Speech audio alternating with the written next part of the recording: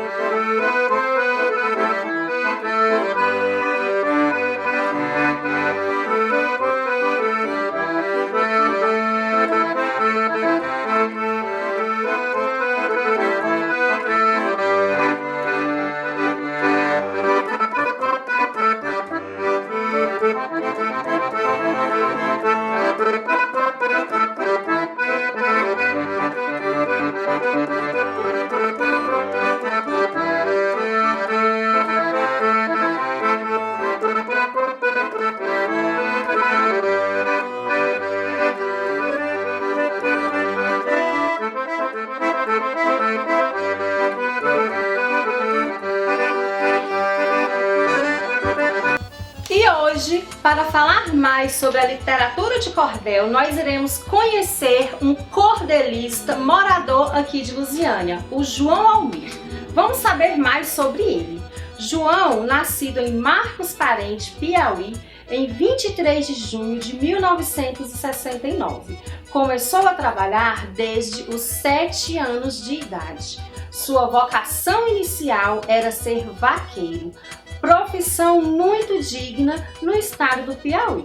Enfim, tornou-se pedreiro já aos 15 anos de idade, onde dedicou na profissão, vindo a ter seu primeiro emprego de carteira assinada nessa profissão. Produtor, gestor cultural e pesquisador. Dirigente do Ponto de Cultura Tríade, criado em 2007. Foi secretário de Cultura aqui no município de Lusiânia, que criou vários projetos socioculturais. E também ele ganhou vários prêmios, como o Prêmio Cultura Popular, Selma do Coco 2018, Ministério da Cultura e Cultura Vive, FAC 2018 do Governo de Brasília, ambos os prêmios como agente cultural de base comunitária. Destaque ao projeto Arraiá Tio João e projeto Cordeliando. Então, vamos conhecer melhor este cordelista arretado. Vem aqui, João Almir! Olá! Olá! Tudo jóia? Tudo bem? Eu sou de uma terra que o povo padece, mas não esmurece e procura vencer. Esse é um trechinho da poesia de Patativa da Saré. Maravilha! Um grande cordelista, autodidata do estado do Ceará, conhecido aí pelo mundo todo. No Ceará tem vários cordelistas, né? Tem vários cordelistas, Isso. assim como o Nordeste de um modo geral. Vamos, chega pra cá um pouquinho pra gente conversar mais. Eu queria que você contasse assim, um pouquinho da sua trajetória de escritor, cordelista, como que iniciou essa vontade de ser cordelista? Antes mesmo eu posso me apresentar aqui Sim, em forma de cordel? O meu nascimento foi nas terras da Cajuína, município de Marcos Parente, do Piauí, que se destina a 300 quilômetros da capital teresina. Sou uma figura simples, porém muito eloquente. Sou poeta João Almir, apenas um modesto vivente. Pela vida já tenho lutado, pelo povo e pela gente. Venho de família humilde, mas muito bem aplaudida, filho de seu Luiz Mendes e de Dona Genésia querida, que resolveu aqui contar um pouco da sua vida. Que maravilha ouvir um pouco da sua vida em forma de cordel. E eu estou vendo aqui que você trouxe alguns livros. Esses são de sua autoria? Sim, são vários cordéis já publicados, né? E a gente trouxe aqui um pouquinho para mostrar quais foram as nossas produções ao longo da nossa vida, ao longo da nossa história, né? A gente iniciou muito cedo produzindo alguns cordéis, escrevendo. E o primeiro, qual foi o seu primeiro cordel? O primeiro cordel eu não me recordo, de forma que ele não foi publicado, né? Mas o primeiro livro em cordel, de fato, foi esse livro Cordeliano, que leva o nome do projeto. Ah, que bacana. E assim, se as pessoas quiserem adquirir, tem disponível em alguns lugares, como que é? A princípio ele pode ser localizado na Casa da Cultura, na Secretaria de Cultura e diretamente conosco, nas nossas redes sociais, @Cordeliano, o autor João Almir, você vai encontrar. E esses livros é muito fácil de ser encontrado aqui na cidade de Lusiânia. Ai, que ótimo! E assim, as pessoas às vezes não têm o conhecimento do que realmente é o cordel, às vezes confunde com poesia, com poema. Teria como você nos explicar o que realmente é o cordel? É uma narrativa popular, construída em forma de versos curtos, né? Então essa é a diferença. Ele é um gênero literário, né? Que passou a ser conhecido como cordel somente a partir do ano de 1879, a partir das pesquisas sobre a literatura, sobre a poesia popular do Silvio Romero. E somente ela foi apropriada pelos cordelistas, pelos apologistas e os próprios repentistas a partir do ano de 1960, né? Então ficou toda essa lacuna aí, esses vários anos aí, sem ser de fato apropriado como cordel. A diferença, para que todos tenham conhecimento, a diferença de cordel para folheto é simples. Muitos acham que cordel e folheto é a mesma coisa. Sim, porém tem uma pequena diferença. O cordel é o gênero literário, enquanto o folheto é a forma física, né? É o físico, é a produção, é a escrita, né? Diferentemente da oralidade, como era trabalhado há muito tempos atrás. Pode ser produzido também numa folha solta, num CD, em materiais digitais. Então essa é a diferenciação do cordel para o folheto. E muito se fala também, né, de onde que surgiu o nome do cordel. E esse nome ele veio do barbante, porque em Portugal o barbante era chamado de cordel. E em Portugal, em toda a Europa, os cordéis eles eram pendurados nesses barbantes para serem vendidos, para serem expostos. E aí quando chegou aqui no Brasil, ele continuou com esse nome de cordel. A diferença é que aqui no Brasil, a forma de comercializar ou expor os cordéis é um pouco diferente do que acontecia na Europa, em Portugal, na França e em outros países, né? Aqui no Brasil expõe os cordéis no chão, numa lona, assim também com uma maleta de madeira ou em uma pequena banca nas feiras e assim por diante. E é importante que a gente fale também, né, sobre a origem do cordel. Muitos pensam que o cordel nasceu no Nordeste, mas o cordel ele surgiu na Europa e ele veio aqui para o Brasil através da colonização do ano de 1500.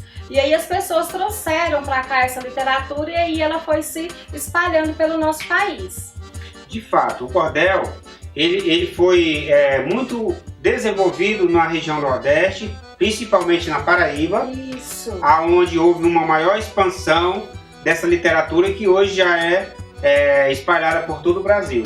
E assim, no início o cordel ele tinha vários outros nomes, né? Algumas chamavam eles de livretos, chamava de folhetos, livrinhos de feira, histórias matutas, romances. histórias de Trancoso. Isso mesmo, então ele teve várias nomeações. E também no início, aquelas pessoas que elas gostavam muito da música, de cantar, só que não tinham dom para música, o que elas fizeram? Elas passaram a escrever versos que eram para ser recitados e não cantados. No início, muito antes de chegar o cordel aqui no Brasil, utilizava-se a oralidade, os versos, aqueles versos memorizados, como hoje ainda ocorre pelos repentistas, né?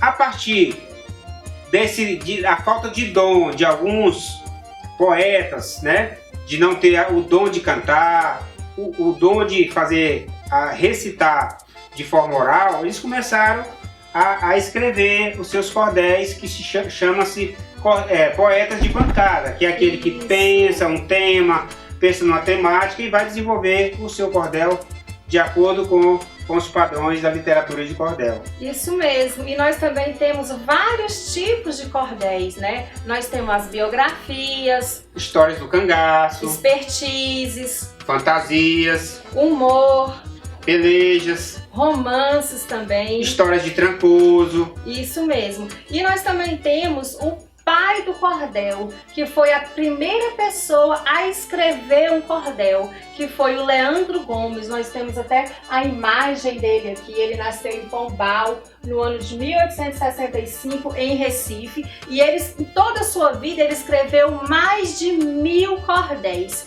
e ele ganhou toda a sua vida através da literatura de cordel. De fato, o Leandro Gomes, ele foi um precursor como um profissional da literatura de cordel, pelo fato dele viver literalmente dessa profissão, de ser poeta, de comercializar os seus livretos, os seus folhetos, né? E isso veio a fortalecer ainda mais essa cultura popular que é a literatura de cordel. E outra característica muito importante do cordel é a xilogravura, porque é impossível falar de cordel sem falar da xilogravura. A xilogravura são essas imagens aqui que são colocadas nas capas ou então dentro dos cordéis. São imagens que são com certos carimbos em madeira que são prensados nas folhas, que vai ficar esses desenhos em preto e branco. Outra característica que é importante que a gente mencione, além da xilogravura, são o tamanho, né? O tamanho desses livretos, da produção, né? Que geralmente eles têm, existem alguns como o Pavão Misterioso, que é um pouquinho maior, outros cordéis que são mais longos, mas com o passar do tempo, foi se alcançando um padrão, um certo padrão, de no máximo 36 a 38 estrofes cada cordel. Então são os livros que têm essa característica de ser um livro pequeno, um livro de bolso, que como muito é chamado por outros de folheto, livrinho de feiras, né? Então tem esse padrão, o cordel tem esse padrão de ser um livro pequeno. Isso. E nós temos também assim alguns personagens que são muito comuns em vários cordéis. Como por exemplo o Lampião, né, que ele era o rei do cangaço. Tem inúmeros cordéis que retratam a história de Lampião. Tem também o Padre Cícero, né, que é lá do Crato, do Ceará, um grande incentivador e até apoiador da luta de Lampião. Isso, e assim, além desses personagens também, de todas as características que nós falamos, tem uma que é muito importante, é a forma que o cordel é estruturado. A mais famosa delas é a cestilha. E tem um autor, João, não sei se você conhece, o Gerson Brito. Ele escreveu um cordel maravilhoso que justamente explica as características da cestilha. Você conhece? Conheço. Já ouviu? Já ouvi falar. Vamos recitar esse cordel? Vamos. Então, eu posso começar a falar recitar uma estrofe, você outra? Com certeza. Eu peço sua licença para falar da estrutura do cordel tão lindo estilo dentro da literatura. Sou fã incondicional dessa popular cultura. Uma estrofe se estrutura com a metrificação, com rimas muito perfeitas e também com oração. Eu vou falar da cestilha, preste bastante atenção. A cestilha aqui citada é usada largamente por diversos escritores de nossa amada vertente. É estrofe de 6 versos. É fácil, amigo, tente! Então, né, João, nós sabemos que o cordel ele está presente em diversas linguagens, né? Nós temos cordéis presentes na música, no cinema, nas novelas. Ele não é apenas em livros, em partes escritas. Não, são várias histórias, várias temáticas que são trabalhadas. Por exemplo, o Luiz Gonzaga, que nós temos aqui o cordel do Luiz Gonzaga, ele é o cantor, o músico que é mais biografado, assim como o Padre Cícero, que é mais biografado, e Lampião, que são os dois mais biografados. O Lampião também na área musical, na área artística, é o mais biografado na história do cordel, da literatura de cordel no Brasil. Então, assim, é importante a gente mencionar esses personagens, né? Porque eles têm grande relevância para que a cultura popular se fortaleça mais ainda, né? E o cordel também, ele transmite conhecimento, né? Eu vi que você tem um cordel que fala sobre a história de Lusiânia. Tenho, sim. E eu até trouxe um para você. Trouxe? Ah, que tá bom. Aqui. Olha, e aí obrigada. Eu queria falar, Juscelia, sobre o cordel, de um modo geral, o que ele pode nos proporcionar. E também proporcionar às crianças, né? Que trabalha a ludicidade. Trabalha também a oralidade. A escrita. Isso, trabalha valores morais. E também a imaginação, a capacidade de criação, a capacidade de desenvolver, né, os seus próprios folhetos de cordel. Isso, principalmente a criatividade, né? Porque quando você vai criar um cordel, você tem que saber colocar as rimas todas certas ali. Então, esse cordel que eu acabei de trazer para você, a gente pode recitar um pouquinho para que as pessoas possam conhecer um pouquinho. Podemos sim, e depois, se você me permitir, eu quero falar um pouquinho sobre ele, a importância que é para a cidade de Lusiânia, a história de Lusiânia em cordel, curiosidade de Lusiânia em cordel. Antônio Bueno de Azevedo, saindo do seu apogeu, deixou a sua Paracatu e pelo rio Bartolomeu, chegou nesta região e por aqui permaneceu. Em 24/8, essa é a lembrança viva, 1746, junto com a sua comitiva, veio a se estabelecer nesta terra ainda nativa. 13/12 do mesmo ano, muito ouro ele encontrou. No dia de Santa Luzia, ali se ajoelhou. É essa terra encantadora, a santa ele consagrou. Em 25/3, em 7 que passou, quando o padre Luiz da Gama a primeira missa celebrou. Umas 600 pessoas o padre evangelizou. No dia 4/12 de 47, então, a cruz do descobridor foi fincada neste chão. Hoje é a matriz, maior templo de devoção. Os ritos eram presentes, o catolicismo predominava, onde senhores garimpeiros e escravos se encontravam, e todos na mesma fé, no mesmo tempo ali rezavam. Já havia discriminação, que é coisa que não contemplo. Mas eles na época então construíram um novo templo para abrigar os escravos, achando ser bom exemplo.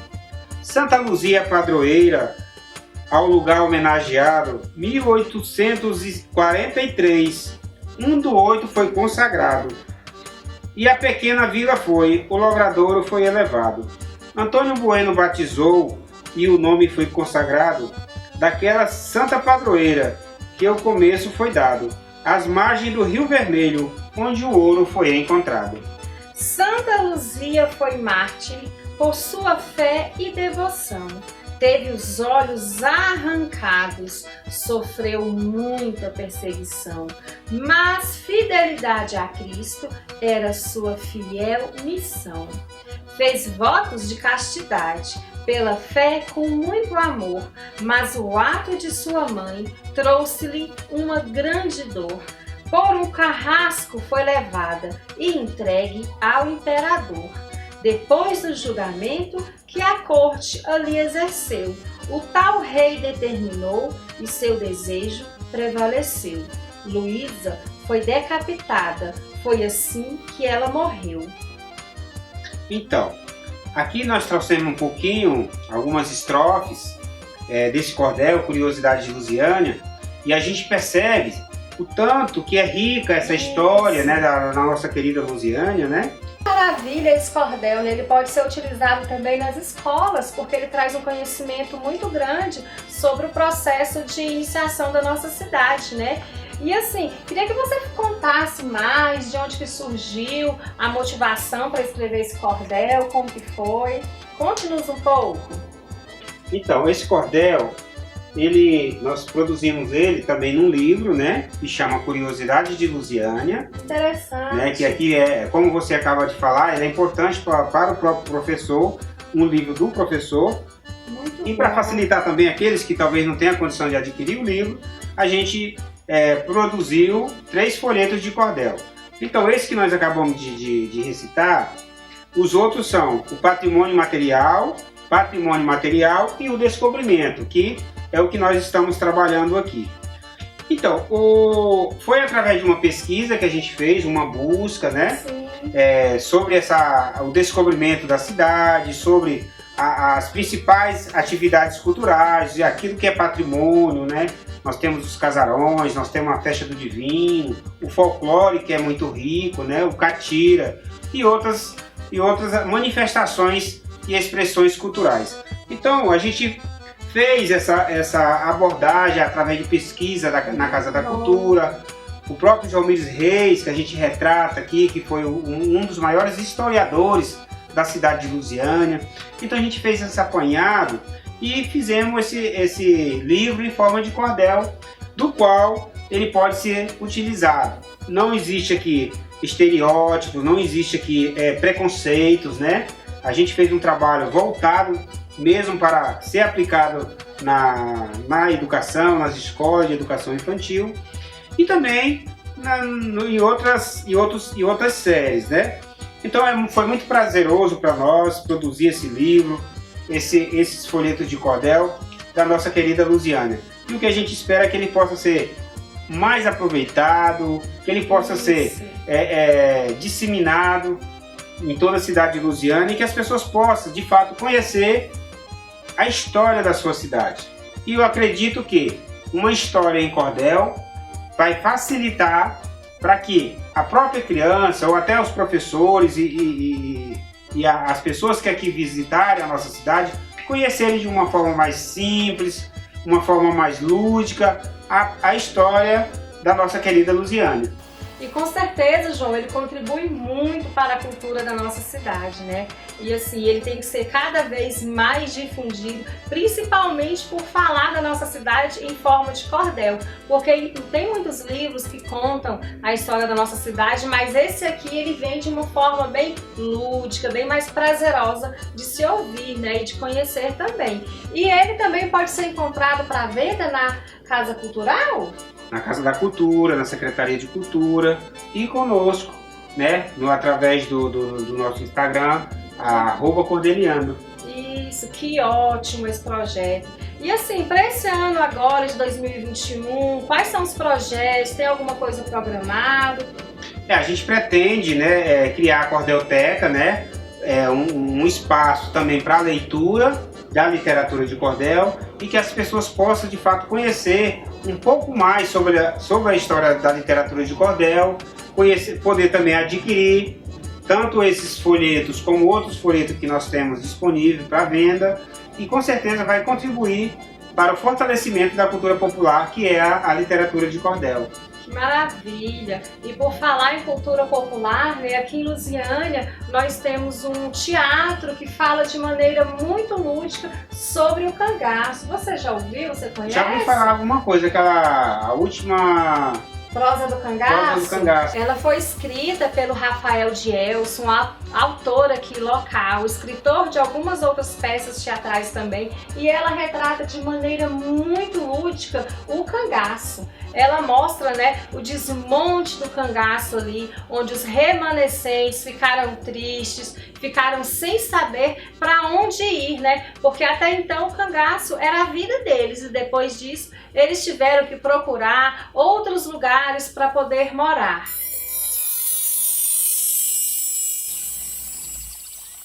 Ai,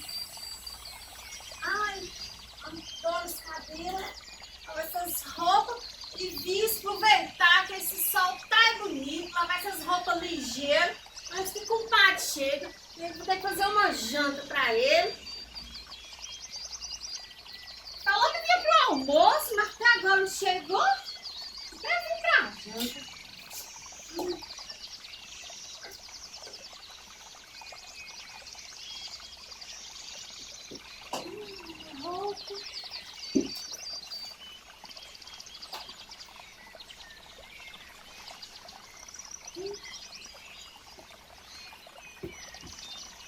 Lava roupa todo dia, que agonia, que agonia. Lava roupa todo dia, que agonia, que agonia.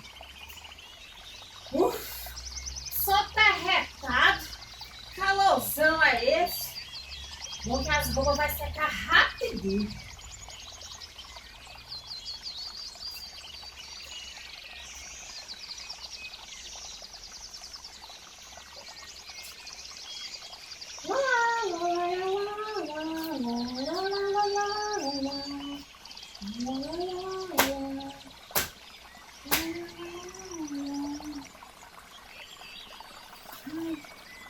Tá bom, lavar essas roupas, eu não aguento mais essa dor nessa cadeira. Deixa eu estender essas roupas lá. Eu vou com sol.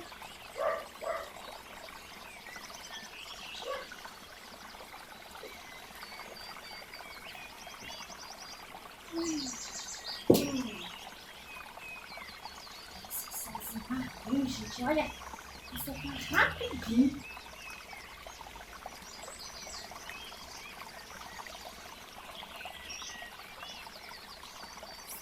Rápido, essa roupa aqui, prontinho. Sim, parece que tudo. Deixa eu voltar aqui. Isso. Não é que já tá anoitecendo, o sol já foi embora. E culpado até agora, nada de chegar. Já tô preocupado, disse que ia para o almoço, será que aconteceu alguma coisa? Culpado não é de atrasar assim. Aconteceu.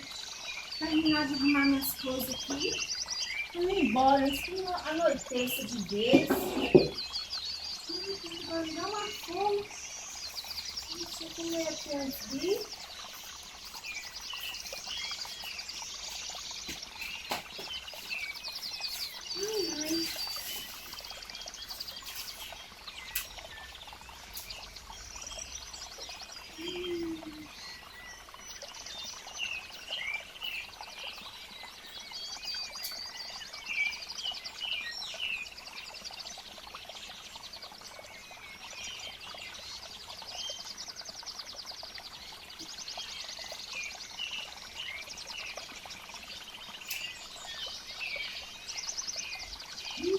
Nossa, você que tá feito, até que fica boa.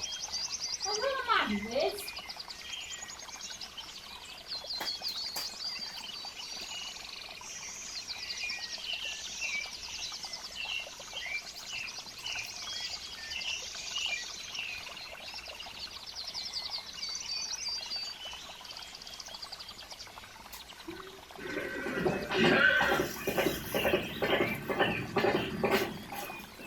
Opa, pai!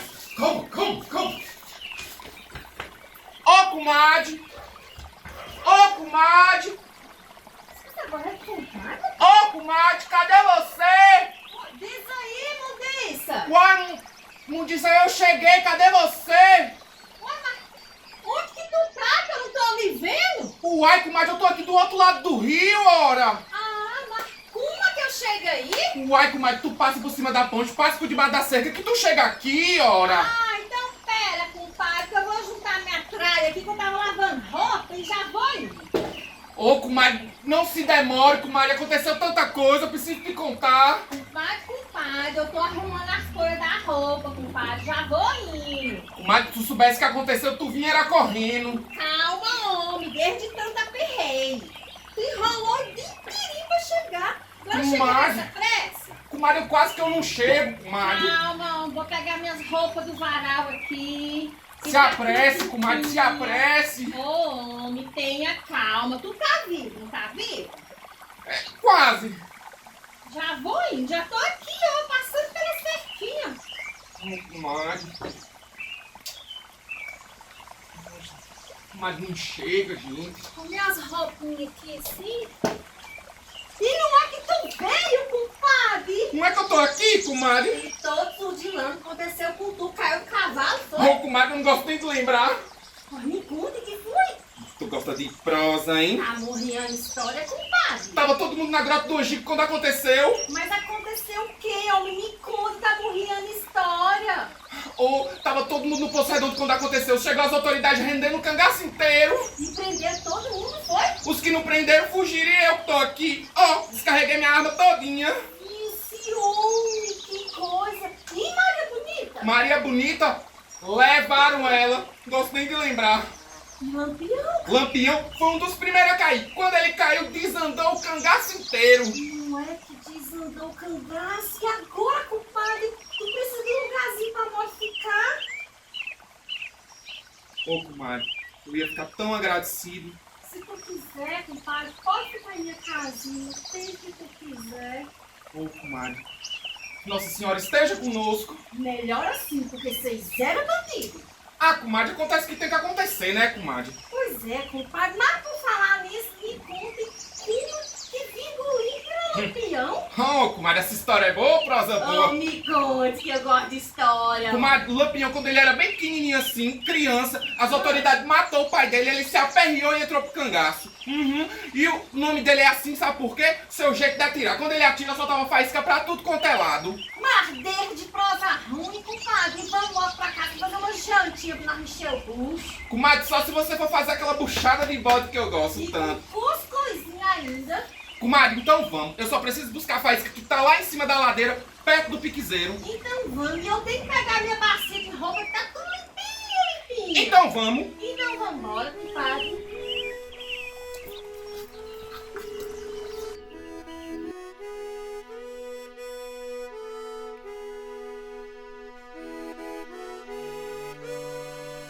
Que bacana essa história. Isso, você percebeu que o cordel ele está presente em várias linguagens.